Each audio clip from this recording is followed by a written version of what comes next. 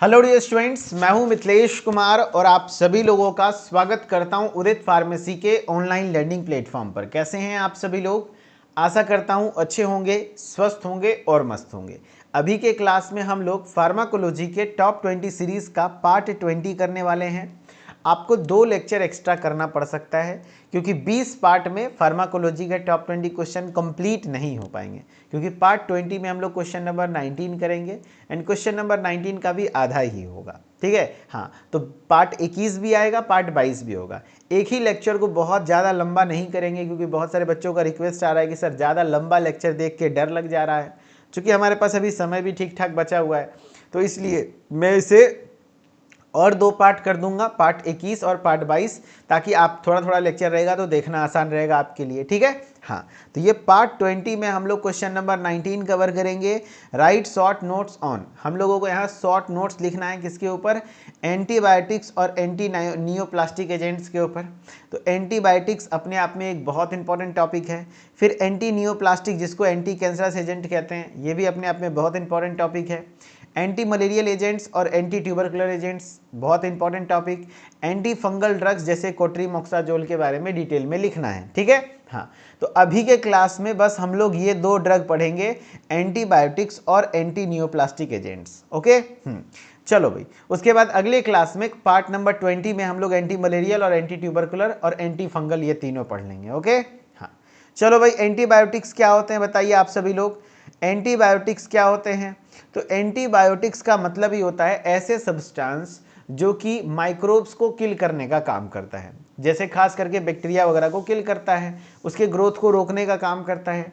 तो antibiotics are the substance produced by microorganisms which suppress the growth और destroy other microorganisms at low concentration. यानी कि antibiotics ऐसे substance हैं जो खुद भी माइक्रो ऑर्गेनिज्म से बने हुए हैं। ठीक है, हाँ, लेकिन सप्रेस करता है ग्रोथ को, किसके ग्रोथ को, या फिर डिस्ट्रॉय करता है अदर माइक्रो ऑर्गेनिजम्स को, और भी अलग सूक्ष्म जीव को डिस्ट्रॉय करने का काम करता है, तो उसको हम लोग एंटीबायोटिक्स कहते हैं। यानी एंटीबायोटिक्स वे पदार्थ हैं जो सूक्ष्म जीवों द्वारा उत्पादित होते हैं और कम सांद्रता में अन्य सूक्ष्म जीवों की वृद्धि को रोकते या उन्हें नष्ट कर देते हैं। समझ रहे बात को? यानी कम से कम कंसंट्रेशन में भी जो भी अन्य सूक्ष्म जीव हैं यानी माइक्रोब्स हैं, उनको किल करने का काम करते हैं और उनके ग्रोथ को रोकने का काम करते हैं। क्या? एंटीबायोटिक्स ऐसे सब्सटेंस हैं जो खुद भी माइक्रो ऑर्गेनिज्म से बने हुए हैं, लेकिन ये सप्रेस करते हैं ग्रोथ और अदर माइक्रो ऑर्गेनिजम्स को एट लो कंसंट्रेशन। ठीक है, एंटीबायोटिक्स के classification very important, very very important, और सबका मैकेनिज्म ऑफ एक्शन कैसे कौन सा काम करता है वो भी मैं बताऊंगा। देखो भाई, एंटीबायोटिक्स के ये वाले क्लासिफिकेशन को आपने भूलना नहीं है। सबसे पहले उसमें आता है सल्फोनामाइड्स। क्या आता है? सल्फोनामाइड्स। और ये सल्फोनामाइड क्या करता है सर? तो ये सल्फोनामाइड, मैं थोड़ा सा इस चार्ट को पढ़ाने के लिए थोड़ा बीच में आ जाता हूँ, साइड में आ जाता, या तो छोटा हो जाता हूँ और थोड़ा सा छोटा हो जाता हूँ, करेक्ट, ताकि आप लोगों का चार्ट छिपे नहीं और अच्छे से मैं सबको एक्सप्लेन कर पाऊँ। राइट, अब तो कुछ ढक नहीं रहा है, देख लो भाई, अब तो कुछ ढक नहीं रहा है, बढ़िया है। हाँ, तो एंटीबायोटिक्स के अलग अलग क्लास हैं जो कि आप लोगों को दिख रहा होगा यहाँ पर। और थोड़ा सा छोटा हो जाएं, चलो भाई, और थोड़ा सा छोटा हो जाते हैं। ओके ओके ओके, मेरे को एकदम छोटा बना दो आप लोग। चलो भाई, अब सही है, परफेक्ट। मैं क्या बोला? एंटीबायोटिक्स। तो एंटीबायोटिक्स में सल्फोनामाइड्स आते हैं, क्योनोलोन्स और फ्लोरोक्योनोलोन्स आते हैं, बीटा लैक्टम एंटीबायोटिक आता है, टेट्रासाइक्लिन आता है, मैक्रोलाइड्स आता है, एमाइनोग्लाइकोसाइड्स आता है। ठीक है, हाँ, अलग अलग क्लास है। सल्फोनामाइड्स में सल्फामिथोक्साजोल आते हैं, सल्फाडाइजीन आता है, सल्फामिथोप्रीम, ट्राइमिथोप्रीम आता है। तो ये कुछ ड्रग्स हैं, जो 2-3 ड्रग्स आप लिख देंगे तो काम हो जाएगा। फिर क्योनोलोन्स और फ्लोरोक्योनोलोन्स में आपका नॉरफ्लोक्सासिन, सिप्रोफ्लोक्सासिन, ओफ्लोक्सासिन, लीवोफ्लोक्सासिन, ये सब आते हैं ड्रग, जैसे एनोक्सासिन वगैरह ड्रग आते हैं। ठीक है, फिर बीटा लैक्टम एंटीबायोटिक की मैं बात करूं तो पेनिसिलिन, एम्पीसिलिन, एमॉक्सिसिलिन, सिफेलोस्पोरिन, ये कुछ ड्रग्स आते हैं। टेट्रासाइक्लिन में डॉक्सीसाइक्लिन आते हैं। मैक्रोलाइड्स में एरिथ्रोमाइसिन, एजिथ्रोमाइसिन, क्लैरिथोमाइसिन, क्लिंडामाइसिन ड्रग आते हैं। एंड अमाइनोग्लाइकोसाइड्स में स्ट्रेप्टोमाइसिन, नियोमाइसिन, जेंटामाइसिन, केनामाइसिन आते हैं। एग्जैक्टली अब याद कैसे होगा सर? यहाँ पर हम लोगों के पास कौन कौन सा है भाई? देखो, एंटीबायोटिक कितने प्रकार के होते हैं? तो सल्फोनामाइड है सर, फिर क्योनोलोन्स फ्लोरोक्योनोलोन्स है सर, फिर टेट्रासाइक्लिन है, मैक्रोलाइड्स है, एमाइनोग्लाइकोसाइड्स है। इसका एक छोटा सा मैं ट्रिक बना देता हूँ ताकि सारे क्लास का नाम कम से कम याद रहे। करेक्ट, हाँ। तो सबसे पहले बीटा लैक्टम एंटीबायोटिक, तो आप यहाँ से याद रख सकते हो बीटा, जिसको आप बीटा लैक्टम एंटीबायोटिक कह सकते हो, इसको बीटा कह सकते हो। और बाकी और सारे का जैसे कि आपका यहाँ पर है TMA, ठीक है, हाँ, बीटा मैट, देखो बीटा MAT मैट, समझ रहे बात को, बीटा मैट। और यहाँ से आप याद रख सकते हो कि सल्फोनामाइड्स है ना, बीटा मैट FS, बीटा मैट पर, बेटा मैट पर फंस गया, ऐसा कुछ याद रख लो, बेटा मैट पर फंस गया, बस। तो यहां से याद रह जाएगा, बेटा मैट पर फंस गया, मैट पर फंस गया। यहां से ट्रिक देखो आपके सामने मैंने बना दिया, बेटा मैट पर फंस गया। कैसे याद रखेंगे, तो सारे क्लास का नाम याद रह जाएगा। जैसे एंटीबायोटिक की बात आएगी तो इसका ट्रिक क्या लिखोगे, इसका ट्रिक देखो यहीं पर आपके सामने मैंने बताया। आप लोगों को भी जैसे भी ट्रिक बना के याद रखना होता है रख सकते हो, मैं ऐसे ही इकोलॉजी के कॉन्सेप्ट को याद रखता हूँ। बेटा, क्योंकि ये इंपॉर्टेंट क्लासिफिकेशन है, एंटीबायोटिक से क्वेश्चन आते हैं इसलिए, ठीक है, हाँ। बेटा मैट पर, MAT मैट, मैट मतलब होता है चटाई, चटाई पर, मैट पर फंस गया, फंस गया, FS फंस गया, बेटा मैट पर फंस गया, ठीक है, गया। तो इसको याद रखने का तरीका क्या हुआ सर, बेटा मतलब बीटा लैक्टम एंटीबायोटिक, एक टाइप ये हो गया। ये क्लास के नाम याद रहेंगे तो आपके लिए बहुत अच्छा होगा, ताकि क्लासिफिकेशन लिखना आसान होगा। मैट पर M4 मैक्रोलाइड्स, M4 मैक्रोलाइड्स, और याद रखना मैक्रोलाइड्स है। फिर A4 क्या है सर, तो A4 अमाइनोग्लाइकोसाइड्स, अमाइनोग्लाइकोसाइड्स, ठीक है। T4 tetracycline, T4 tetracycline. फिर है पर मतलब कुछ नहीं है, ठीक है, फंस गया, F4 फ्लोरोक्विनोलोन्स, और फिर S4 सल्फोनामाइड्स। इस तरीके से आपके एंटीबायोटिक्स आते हैं। अब बीटा लैक्टम एंटीबायोटिक के अंतर्गत कौन कौन सा आता है, काफी बार ऑब्जेक्टिव पूछा गया इसमें से कौन सा बीटा लैक्टम एंटीबायोटिक है, तो पेनिसिलिन, एम्पिसिलिन, एमोक्सिसिलिन, सिफेलोस्पोरिन, ये सब जो है आपका बीटा लैक्टम एंटीबायोटिक है। कौन कौन सा, मेरे साथ बोलो, penicillin, ampicillin, amoxicillin, cephalosporin. And इस चार्ट से मैं सेंट्रल फार्मेसी पे जो डेली मेडिसिन क्विज करा रहा हूँ, हर रोज 2-4 क्वेश्चन सेट करता हूँ, क्योंकि ये एंटीबायोटिक के क्लासिफिकेशन से आपके एग्जाम में क्वेश्चन आना तय है, अच्छे से याद कर लीजिएगा। फिर है आपका मैक्रोलाइड क्लास का ड्रग भी पूछा गया है, एजिथ्रोमाइसिन के बारे में। बताओ भाई एजिथ्रोमाइसिन किस क्लास का ड्रग है, किस क्लास का एंटीबायोटिक है, तो मैक्रोलाइड क्लास का एंटीबायोटिक है। एरिथ्रोमाइसिन, क्लेरिथ्रोमाइसिन, क्लेंडामाइसिन है।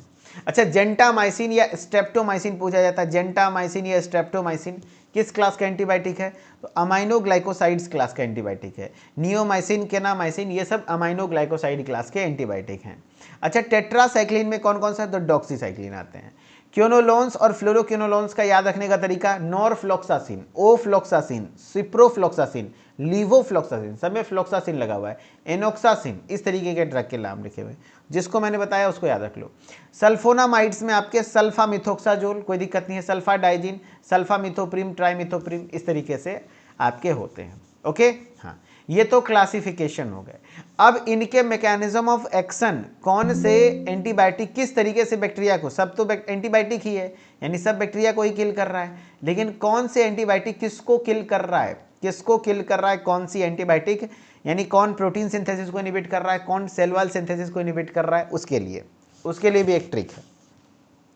देखो भाई, जितने भी आपके एंटीबायोटिक्स वगैरह आपको दिखाए गए, इन सभी का मैकेनिज्म ऑफ एक्शन मेनली जो बैक्टीरिया का जो सेल वॉल, मतलब ये जो एंटीबायोटिक्स होते हैं, ये एंटीबायोटिक का काम क्या होता है, बैक्टीरिया को किल करना, बैक्टीरिया को, है कि नहीं, बैक्टीरिया को किल करना, बैक्टीरिया को खत्म करना।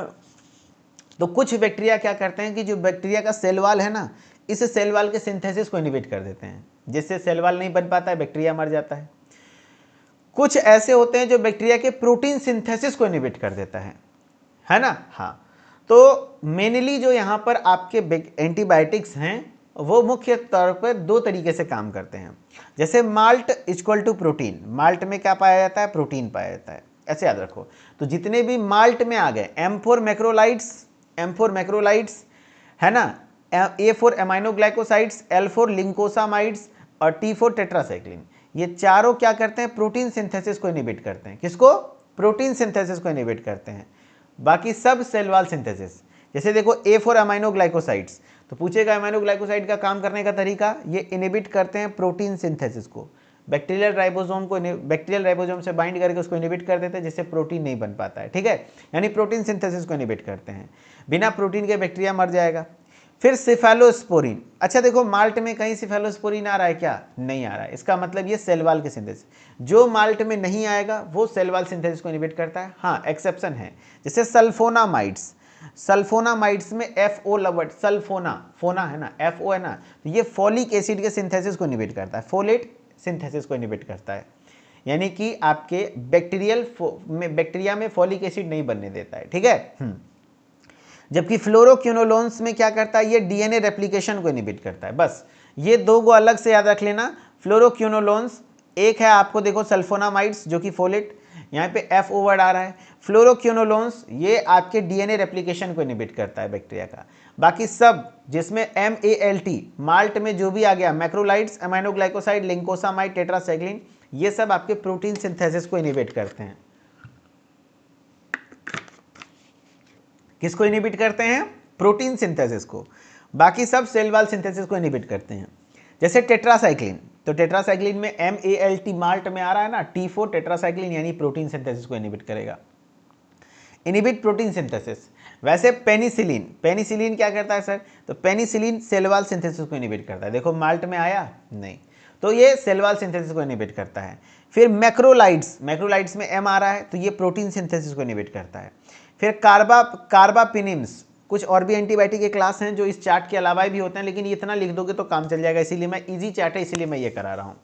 कार्बापिनेमिन्स भी इसमें आ रहा है माल्ट में नहीं, तो ये सेल वॉल के सिंथेसिस को इनहिबिट करता है, यानी जो माल्ट में आए वो प्रोटीन सिंथेसिस, जो माल्ट में ना आए वो सेल वॉल सिंथेसिस को इनहिबिट करता है। बाकी दो याद रखना है, सल्फोनामाइड में फोलिक एसिड के सिंथेसिस को इनहिबिट करता है और फ्लोरोक्विनोलोन्स DNA रेप्लिकेशन को इनहिबिट करता है, ठीक है। हाँ, तो लिंकोसामाइड क्या कर रहा है? प्रोटीन सिंथेसिस को इनहिबिट कर रहा है।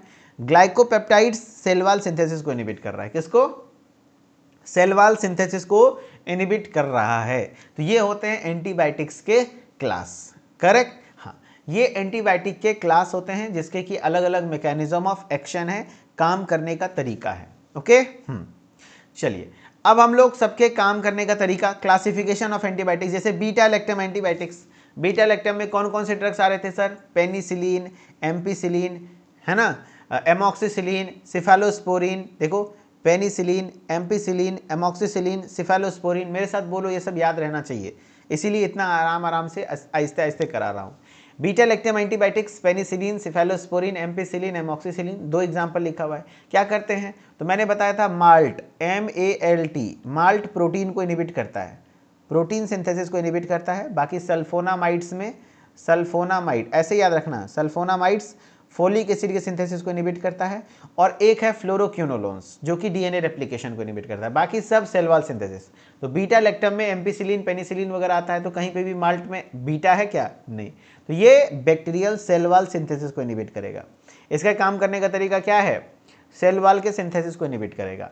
अच्छा, टेट्रासाइक्लिन, टेट्रासाइक्लिन क्या करेगा? तो MALT माल्ट, माल्ट में T का मतलब क्या है सर? टेट्रासाइक्लिन। ये T का मतलब क्या होता है सर? टेट्रासाइक्लिन है। और ये टेट्रासाइक्लिन क्या करता है? इनहिबिट करता है। बताओ ये टेट्रासाइक्लिन क्या करेगा? They inhibit bacterial protein synthesis, है ना, यानी ये बैक्टीरियल प्रोटीन सिंथेसिस को इनहिबिट करने का काम करेगा। एग्जाम्पल में है टेट्रासाइक्लिन, क्या है? दे इनहिबिट बैक्टीरियल प्रोटीन सिंथेसिस, यानी बैक्टीरियल प्रोटीन सिंथेसिस को ये इनहिबिट करने का काम करते हैं। फिर है अमाइनो ग्लाइकोसाइड्स, ठीक है।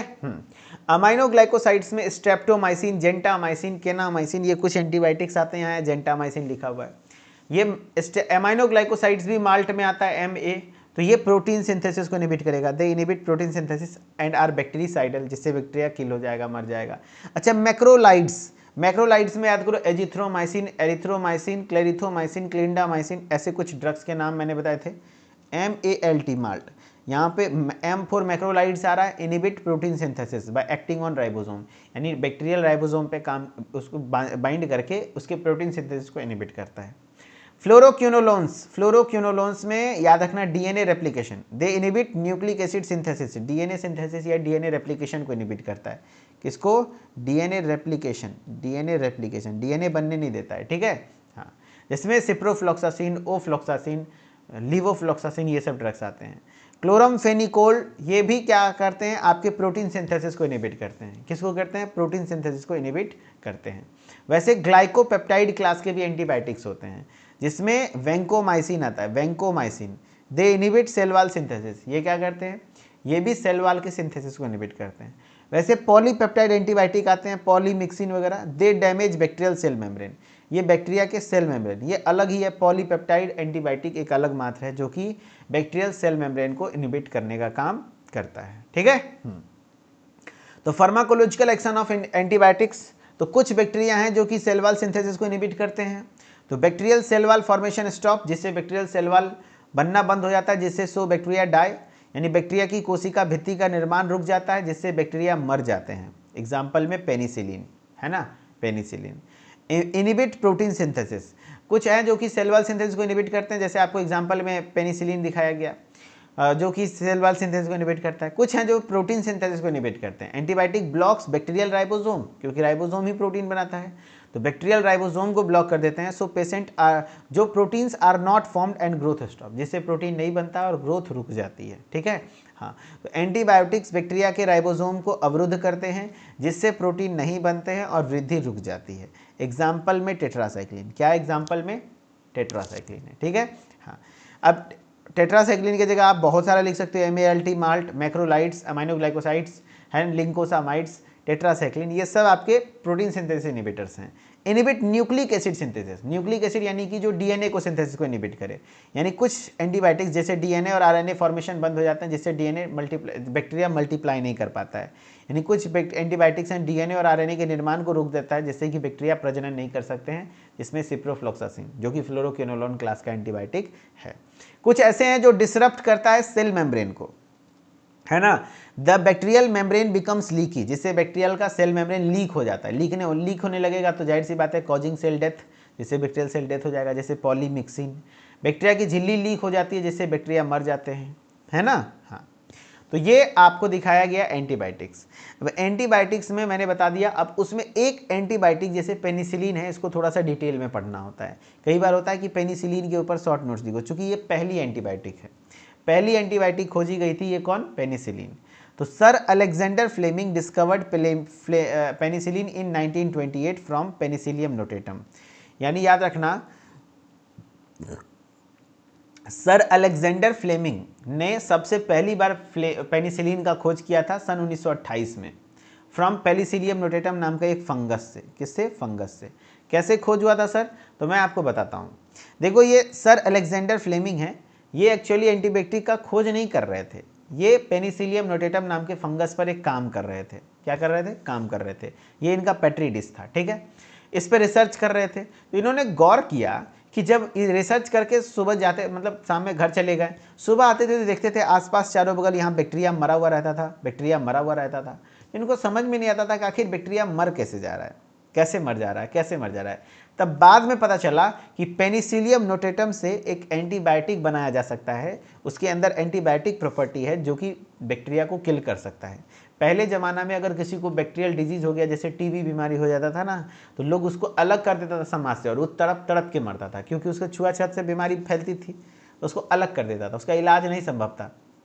तब इनको दिमाग में क्लिक किया, और इस साल ऐसा, मतलब सोच लो कि ये बैक्टीरिया को किल करता है, तब तो बैक्टीरिया जनित रोग को भी सही कर देगा, शरीर में जाके बैक्टीरिया को मार देगा। हाँ, तो पहला एंटीबायोटिक खोजा गया था पेनिसिलिन, किसके द्वारा? अलेक्जेंडर फ्लेमिंग के द्वारा। कब? 1928, एकदम डेट के साथ याद रखो, है ना। पहला एंटीबायोटिक, फर्स्ट एंटीबायोटिक, मैं लिख देता हूं, फर्स्ट एंटीबायोटिक है, फर्स्ट एंटीबायोटिक, पहली एंटीबायोटिक है ये खोजी हुई, है ना। कौन सा है? पेनिसिलिन। किससे? देखो, पेनिसिलिन पहली एंटीबायोटिक है, अलेक्जेंडर फ्लेमिंग ने डिस्कवर किया सन 1928 में पेनिसिलियम नोटेटम नाम के फंगस से, ठीक है। क्या बोल रहे भाई? सर अलेक्जेंडर फ्लेमिंग ने 1928 में पेनिसिलियम नोटेटम से पेनिसिलिन की खोज की। 1941 में penicillin become available for therapeutic use. जैसे खोज हुआ था, ऐसा नहीं तुरंत से मार्केट में अवेलेबल हो गया, यूज के लिए नहीं। फिर 1941 में जाकर के उसका थेरेपेटिक यूज के लिए अवेलेबल हुआ कि हाँ भैया उसको बीमारी में यूज कर सकते हैं। यानी वर्ष 1941 में पेनिसिलिन चिकित्सा उपयोग के लिए उपलब्ध हुआ। They are beta lactams antibiotic, मैंने बताया ये बीटा लैक्टम एंटीबायोटिक है क्योंकि इसके अंदर बीटा लैक्टम रिंग पाए जाते हैं। मैकेनिज्म ऑफ एक्शन, तो पेनिसिलिन बीटा लैक्टम एंटीबायोटिक है और beta lactam antibiotic cell wall synthesis को इनिबिट करता है, यानी it inhibits cell wall synthesis, यानी कि बैक्टीरियल सेल वॉल की सिंथेसिस को इनिबिट कर देते हैं। कैसे? तो एंजाइम ट्रांसपेप्टाइडेज है ना, producing autolysin which breaks past linkage that do not produce bacterial cell wall synthesis. यानी कि क्या होता है कि जो इसके बैक्टीरियल सेल वॉल के सिंथेसिस को इनिबिट करते हैं, कौन? पेनिसिलिन। तो ये क्या करते हैं, ये जो पेनिसिलिन है ये कैसे सेल वॉल के सिंथेसिस को इनिबिट करते हैं? तो इसके अंदर एक एंजाइम पाया जाता है ट्रांसपेप्टाइडेज, ठीक है, जो कि आपका ट्रांसपेप्टाइडेज क्या करता है, एक ऑटोलाइसिन बनाता है जिससे कि उसके सेल वॉल खुद ही खुद ब्रेक होने लग जाते हैं, जिससे उसमें वो बैक्टीरियल सेल वॉल सिंथेसिस नहीं हो पाती है, ठीक है। यानी यह दवा कोशिका भित्ति के निर्माण सेल वॉल सिंथेसिस को रोकती है। यह ट्रांसपेप्टाइडेज एंजाइम को अवरुद्ध करती है। कहने का मतलब है कि बैक्टीरिया के अंदर, बैक्टीरिया के सेल वॉल के अंदर ट्रांसपेप्टाइडेज एंजाइम होता है, इसी एंजाइम को इनिबिट कर देता है, कौन? पेनिसिलिन। जिससे क्या होता है, यही एंजाइम है जो कि मतलब कह सकते हो बैक्टीरियल का सेल वॉल बनाने का काम करता है। अगर इसी एंजाइम को इनिबिट कर देंगे जिससे सेल वॉल नहीं बन पाएगा, है ना। हाँ, तो यह ट्रांसपेप्टाइडेज एंजाइम को अवरुद्ध करती है जिससे ऑटोलाइसिन बनता है। जिससे क्या होता है, ऑटोलाइसिन बनता है और पुरानी लिंकेज को तोड़ देता है, यानी पहले से जो सेल वॉल है उसको भी ब्रेक करने लगता है और बैक्टीरिया की कोशिका भित्ति नहीं बन पाती है और टूट भी जाती है, ठीक है। हाँ, अब पेनिसिलिन के क्लासिफिकेशंस को देख लो। अब अलग अलग पेनिसिलिन है, जैसे नेचुरल पेनिसिलिन होते हैं, नेचुरल में आपके होते हैं आपके पेनिसिलिन जी। काफ़ी बार पूछा हुआ है कि भाई इसमें से बताओ कौन सा पेनिसिलिन नेचुरल होता है, तो याद रखना, देखो पेनिसिलिन वी भी है, पेनिसिलिन जी भी है। तो penicillin G is the natural, but कि पेनिसिलिन भी ये आपका सेमी सिंथेटिक होता है, ठीक है। हाँ, तो penicillin G, procaine penicillin, benzathine penicillin ये नेचुरल होता है। बाकी सेमी सिंथेटिक में आपके एसिड रेजिस्टेंट में पेनिसिलिन भी आते हैं, पेनिसिलिनेज रेजिस्टेंट में मिथेसिलिन एंड ऑक्सासिलिन, क्लॉक्सासिलिन, नेफासिलिन आते हैं। एक दो ड्रग का नाम लिख सकते हैं। अमाइनो पेनिसिलिन्स में एम्पिसिलिन है ना, एम्पिसिलिन, एमॉक्सिसिलिन ड्रग्स हैं, ये आते हैं। एंड आपके एंटी सूडोमोनाल पेनिसिलिन्स में आपके कार्बोक्सी पेनिसिलिन्स एंड यूरिडो पेनिसिलिन्स आते हैं। तो कार्बोक्सी पेनिसिलिन्स में कार्बेनिसिलिन एंड कार्बेनिसिलिन इनाडिल आते हैं, एंड यूरिडो पेनिसिलिन्स में एजोलिसिलिन एंड मेजोलिसिलिन वगैरह आते हैं, ठीक है। ये कुछ इस तरीके से पेनिसिलिन के क्लासिफिकेशंस हैं, ठीक है। चलो कुछ क्वेश्चंस हैं, इन क्वेश्चंस को करके दिखाओ, फिर मैं समझूं कि हाँ भैया आपके एंटीबायोटिक्स के कॉन्सेप्ट क्लियर हो गए, क्योंकि एंटीबायोटिक्स से क्वेश्चन आते हैं भाई, ठीक ठाक क्वेश्चन बनता है एंटीबायोटिक्स से। सवाल है, हु डिस्कवर्ड पेनिसिलिन इन 1928। मैंने बोला एकदम डेट वेट के साथ याद रखो, क्यों? क्योंकि सवाल पूछे गए हैं। भाई बताओ एंटीबायोटिक का खोज किसने किया था? हु डिस्कवर्ड पेनिसिलिन, पेनिसिलिन की खोज किसने की थी 1928 में? Louis Pasteur, Robert Koch, Alexander Fleming, Edward Jenner. तो आंसर हो जाएगा सी, अलेक्जेंडर फ्लेमिंग, है ना। अलेक्जेंडर फ्लेमिंग ने सन 1928 में पेनिसिलियम नोटेटम नाम के फंगाई से प्राप्त किया था। कॉमर्शियली जो पेनिसिलिन तैयार किया जाता है वो पेनिसिलियम क्राइसोजेनम नाम के फंगस से तैयार किया जाता है। Penicillin belongs to which class of antibiotics? Penicillin very important part है, पहला एंटीबायोटिक है। बताओ किस क्लास का एंटीबायोटिक है? अमाइनोग्लाइकोसाइड, मैक्रोलाइड, बीटा लैक्टम या टेट्रासाइक्लिन? पेनिसिलिन किस क्लास का एंटीबायोटिक है? किस क्लास का एंटीबायोटिक है पेनिसिलिन? आप लोग जवाब दीजिए। Penicillin belongs to which class of antibiotic? तो beta lactam antibiotic, beta lactam,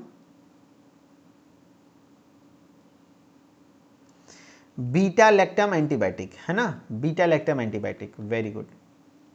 अच्छा, इसका काम करने का तरीका क्या है? ये प्रोटीन सिंथेसिस को इनिबिट करता है या सेल वॉल सिंथेसिस को इनिबिट करता है, बताओ। तो ये प्रोटीन सिंथेसिस को, सॉरी सेल वॉल सिंथेसिस को इनिबिट करता है, सेल वॉल सिंथेसिस को इनिबिट करता है, सेल वॉल के सिंथेसिस को इनिबिट करता है, इनिबिट करता है, करेक्ट। प्रोटीन को कौन कौन सा रोकता है? MALT, माल्ट प्रोटीन को रोकता है, करेक्ट, जिसमें मैक्रोलाइड्स, अमाइनोग्लाइकोसाइड, लिंकोसामाइड, टेट्रासाइक्लिन आते हैं।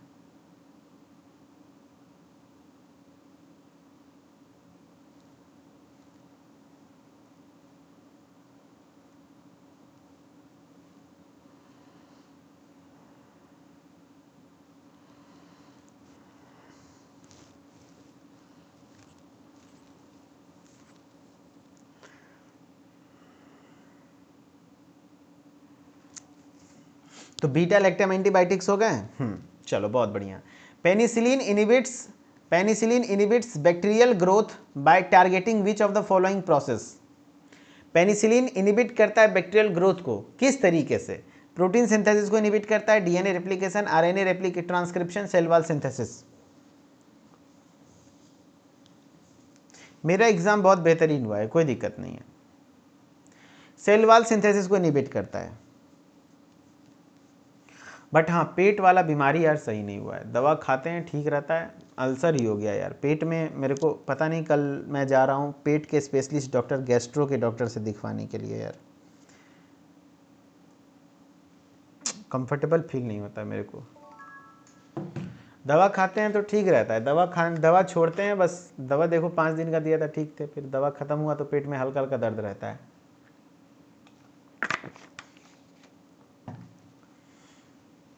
चलो भाई, एंटी नियोप्लास्टिक एजेंट्स। अब हम लोग किसको किसको एंटीबायोटिक्स क्लियर हो गया। हाँ, देखते हैं डॉक्टर क्या सजेस्ट करता है। अब या तो अल्ट्रासाउंड या तो इंडोस्कोपी तो कराना ही होगा। देखते हैं।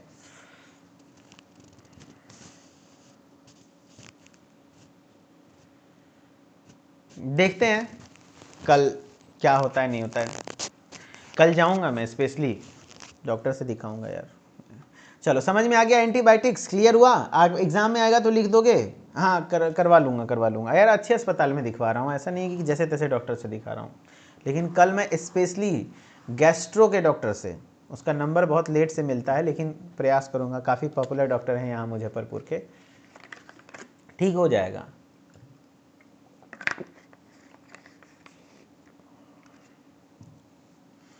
Anti neoplastic agents, correct. चलो भाई, तो हम लोग शुरू करते हैं। एंटी नियोप्लास्टिक एजेंट्स, जिसको एंटी कैंसरस एजेंट्स कहते हैं। हाँ, देखते हैं, चेक करवा लेते हैं, बताते हैं आप लोग को। जैसा भी होगा आप लोग के साथ शेयर करेंगे। चलो कमेंट में एक बार दिल बना दो यार। बस क्लासेस, भगवान ना करे कि क्लासेस छूटे, क्लासेस कंटिन्यू रहे ताकि मेरा मन लगा रहता है। अदरवाइज क्लास छूट जाती है तो फिर मज़ा नहीं आता यार। पूरा दिन आज कोई क्लास नहीं लिया हूँ, मात्र एक क्लास लिया हूँ आप ही लोग का। आज फर्स्ट ईयर में भी कोई क्लास नहीं लिया हूँ, पूरा दिन पेपर देने चला गया था। 2-2 शिफ्ट में पेपर चल रहा था। चलो आज मेरा पेपर ख़त्म हो गया है। अब मेरा पेपर 18 मई से है, तब तक मैं आप लोग का पेपर हो चुका होगा, टेंशन ना लो। Antineoplastic agents, antineoplastic agents are the medicine that use to treat cancer. ऐसे ड्रग्स, इसी को एंटी नियोप्लास्टिक ड्रग को ही हम लोग एंटी कैंसर ड्रग भी कहते हैं। इसी को एंटी कैंसर ड्रग भी कहते हैं, इसी को एंटी कैंसर ड्रग कहते हैं। यानी anti neoplastic drugs are the medications use to treat cancer. यानी एंटी नियोप्लास्टिक वे दवाएं हैं जो कैंसर के इलाज में उपयोग की जाती हैं। किस चीज में?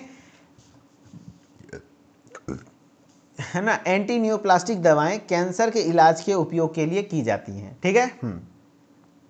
दे are also called anti cancer. इसी को एंटी कैंसर या कीमोथेरेपी या साइटोटॉक्सिक ड्रग कहते हैं। यानी इन्हीं दवाओं को एंटी कैंसर ड्रग भी कहते हैं, कीमोथेरेपीटिक ड्रग भी कहते हैं, साइटोटॉक्सिक दवाएं भी कहा जाता है। देखो, नॉर्मल सेल कैंसर कैसे होता है, समझना बात को। जब वही नॉर्मल सेल में अनकंट्रोल्ड सेल डिवीजन हो जाते हैं, बहुत तेजी से सेल ग्रोथ होता है, तो कैंसर डेवलप होता है। और उससे क्या होता है? ट्यूमर होता है। अब ये अगर फैल रहा है, देखो एक कई बार ऐसा होता है कि अचानक से सेल ग्रोथ हुआ और वो फैला नहीं, एक ही जगह रुक गया, तब तो ये नॉर्मल हो गया। लेकिन अगर वो फैल रहा है, तो वो कैंसर सेल है। वो क्या है? कैंसर सेल है, और वो जानलेवा हो सकता है। ठीक है। और उसके ट्रीट करने के लिए जो ड्रग यूज होते हैं उसको एंटी कैंसर या एंटी नियोप्लास्टिक ड्रग कहते हैं, जिसको हम लोग साइटोटॉक्सिक ड्रग भी कहते हैं। क्या कहते हैं? साइटोटॉक्सिक ड्रग कहते हैं। उसमें अब अलग अलग क्लास के एंटी कैंसर ड्रग हैं, जिसमें अल्काइलेटिंग एजेंट्स आते हैं। क्या आते हैं? अल्काइलेटिंग एजेंट्स आते हैं। अब अल्काइलेटिंग एजेंट्स के अंतर्गत आपके नाइट्रोजन मस्टार्ड्स आते हैं, इथाइलिनमीन आते हैं। जैसे आपको इसमें से कई बार ऐसे क्वेश्चन आए हैं कि बताओ इनमें से कौन से एंटी कैंसर ड्रग है, तो आपको पता होना चाहिए भाई कि देखो भाई किस तरीके से आपके होते हैं। ठीक है। एल्काइलेटिंग एजेंट्स में नाइट्रोजन मस्टार्ड आते हैं, जिसमें आपको मीक्लोराथामिन, साइक्लोफॉस्फाडामाइड, है ना, कुछ ऐसे ड्रग्स आते हैं, ज़्यादा नहीं, दो दो ड्रग याद रख लो। इथाइलेनामाइन में आते हैं आपको थायोटीपा, थायोटीपा से सवाल आए हुए, thiotepa belongs to which class of medicine, तो याद रखना साइटोटॉक्सिक यानी एंटी कैंसर मेडिसिन। उसके बाद बात करें नाइट्रोसोयूरियाज, जिसमें आपको कार्मोस्टीन एंड लोमोस्टीन, ये दो ड्रग है, कार्मोस्टीन और लोमोस्टीन। फिर एल्काइल सल्फोनेट्स में है ना बुसुल्फेन आते हैं। अल्काइल सल्फोनेट में किसमें आते हैं, इसमें क्या आता है, बुसुल्फेन आता है, बुसुल्फेन, ठीक है। इसमें बुसुल्फेन आते हैं।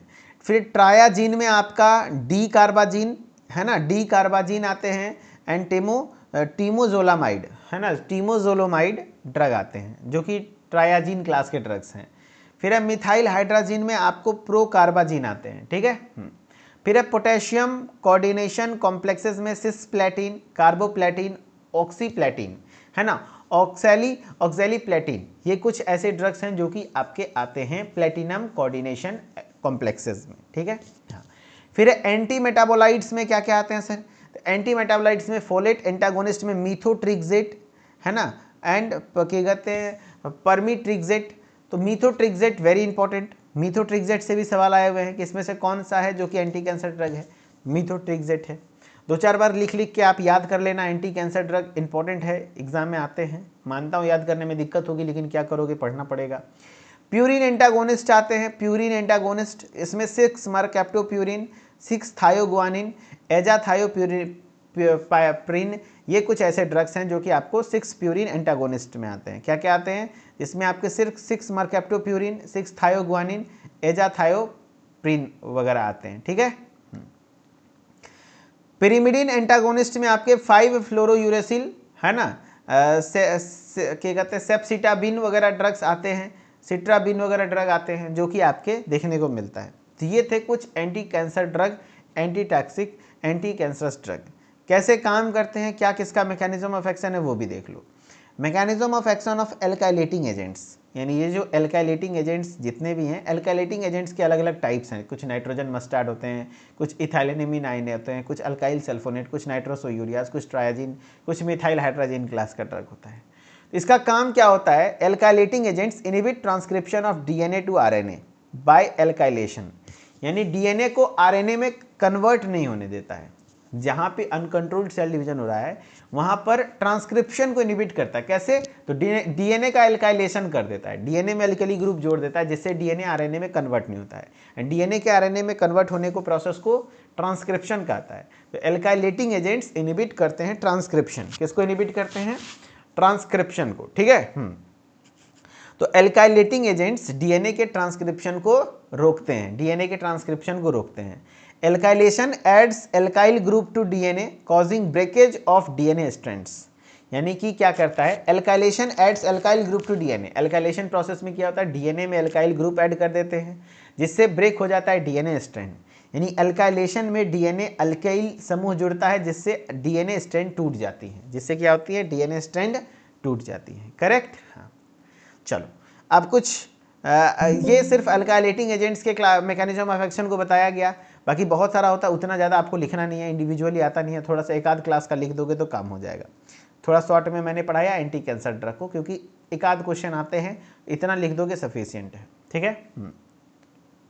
चलो भाई कुछ क्वेश्चन है। Antineoplastic drug primarily used for the treatment of, anti neoplastic drug किस चीज़ के ट्रीटमेंट के लिए। देखो सिलेबस बहुत डिफिकल्ट है, लेकिन क्वेश्चन आसान आते हैं, लिख दोगे आराम से निकल जाएगा। Hypertension, infection, cancer, diabetes. दिक्कत आप लोगों में नहीं है, दिक्कत बैचलर वालों को है। बैचलर लोगों को कॉपी भी टाइट चेक होता है, आपका भी कॉपी टाइट चेक होता है, लेकिन आप लोगों को फिर भी डिप्लोमा समझ के थोड़ा छूट मिलता है, क्वेश्चन भी आसान आता है। Antineoplastic drugs primarily used for, diploma वालों का ना मतलब बैचलर वालों का जो थोड़ा सा बी फार्मा में जब आप पढ़ोगे, कोई बच्चा करेगा तो उसको और डिटेल में पढ़ना होता है, फिर और दिक्कत होती है ना। एंटी न्यूप्लास्टिक ड्रग, और उसमें AKTU और बैक लगाता है। Antineoplastic drugs are primarily used for the treatment of, तो कैंसर। करेक्ट। नेक्स्ट है, which of the following is another term for antineoplastic drug.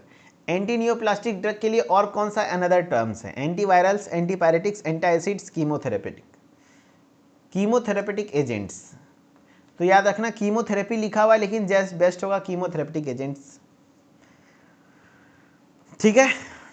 What is primary mechanism of action of alkylating agents? Alkylating agent का primary mechanism of action, तो भाई नाम ही है alkylating agent, तो alkylation कर देता है डीएनए, जिससे कि ट्रांसक्रिप्शन इनहिबिट हो जाती है। Option number B. ठीक है, चलो तो ये आपका आज का क्लास का यहीं तक रहने देते हैं। अगले क्लास में हम लोग एंटी मलेरियल ड्रग पढ़ेंगे, इसीलिए मैंने बताया कि ये 22 पार्ट में चला जाएगा। 21 पार्ट में ही ये कवर होगा, एंटी मलेरियल, एंटी ट्यूबरकुलर और एंटी फंगल, ये तीनों अगले क्लास में पढ़ेंगे। एंड फिर 22वें वाला क्लास में 21वें में ये तीनों पढ़ लेंगे, 22वें में एक लास्ट क्वेश्चन है बायोलॉजिकल एजेंट्स, वो पढ़ के खत्म हो जाएगा टॉप 20। ठीक है, चलो आई होप कि आपको अच्छा लगा हुआ क्लास एंड चीज़ें समझ में आई होंगी, और बेहतरीन तरीके से कंप्लीट करते रहिए। Top 20 is more than sufficient, इतना पढ़ लो काफ़ी सफिशिएंट है, कुछ भी दिक्कत नहीं होगा। मिथिलेश्वर ऑफिशियल से जुड़े रहिए, हर एक अपडेट पाते रहिए। Okay, thank you. एंड अच्छे से प्रॉपरली स्टडीज़ करते रहिए, रिवीजन बहुत ज़रूरी है, रिवीजन आपको PDF मिलता ही है, उससे करते रहिए। Okay, thank you so much.